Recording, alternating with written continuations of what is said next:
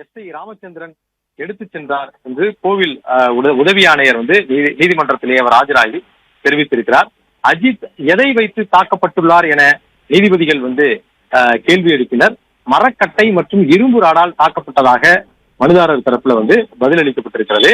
அஜித் கொலை செய்யப்பட்ட தினத்தில் பதிவான சிசிடிவி காட்சிகளை முறையாக பாதுகாத்து விசாரணைக்கு பயன்படுத்த வேண்டும் என்றும் நீதிபதிகள் உத்தரவிட்டிருக்கிறார்கள். மேலும் அஜித் தாக்கப்படும் போது கோவிலினுடைய பின்புறம் உள்ள கழிவறையில் இருந்து வீடியோ எடுத்ததாக அந்த இளைஞர் தற்பொழுது அவர் நீதிமன்றத்திலே ஆஜராகி தெரிவித்திருக்கிறார். சக்தீஸ்வரன் என்ற அந்த இளைஞர் தான் அதை வீடியோவாக பதிவு செய்தது.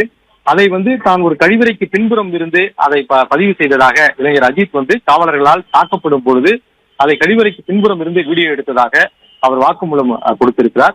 சிறிது நேரத்திற்கு பிறகு பயம் விட்டதால் கழிவறையில் இருந்து வெளியே விட்டேன் என்று அந்த வீடியோ எடுத்தவர் தெரிவித்திருக்கிறார்.